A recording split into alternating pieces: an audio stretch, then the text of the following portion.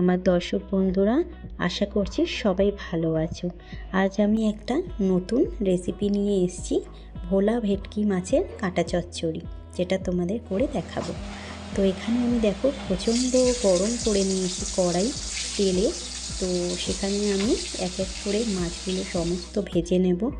ভেজে নিয়ে ওটা আমি তুলে রাখবো, খুব লাল করে আমি এটা ভেজে নেব। তারপরে ওই তেলেই আমি একটা আলু এরকম করে স্লাইস করে কেটে নিয়েছি এবং সেটাও ভেজে আমি তুলে নেব। তারপরে আমি মশলা করব। দেখো মশলাতে দিয়েছি আমি আদা, রসুন, জিরে, ধনে, টমেটো, শুকনো লঙ্কা।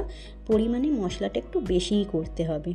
তার ওদিকে লাল লাল করে আলু আমি ভেজে তুলে নিয়েছি। তারপরে আমি দিলাম পেঁয়াজ দেওয়ার পর পেঁয়াজটাকে কিন্তু খুব ভালো করে ভাজতে হবে, একদম লাল লাল করে ভাজতে হবে, যাতে কোনো রকমভাবে কোনো কাঁচা ভাব না থাকে।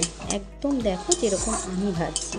তো এরকম লাল লাল করে ভাজা হয়ে যাওয়ার পর করে রাখা যে মশলাটি, সেই মশলাটি তোমাদের অ্যাড করে দিতে হবে। তো মশলাটা অ্যাড করে দেওয়ার পরে আমি মশলাটাকে খুব ভালো করে কষাবো, মানে একদম যেন মশলার কালার যেন চেঞ্জ হয়ে যায়, সেইভাবে আমি মশলাটাকে কষবো।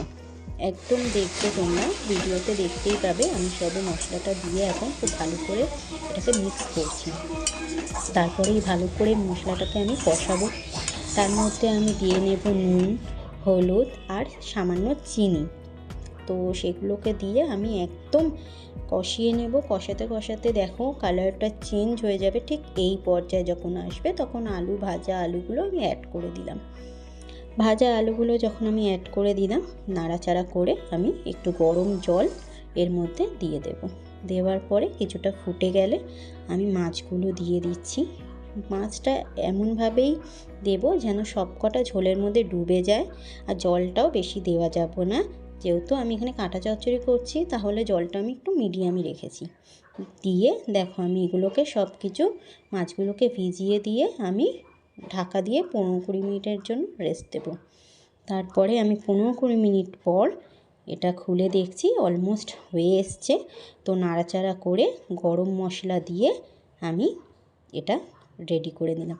আমার ভিডিওটা যদি হেল্পফুল হয়ে থাকে প্লিজ সাবস্ক্রাইব করুন।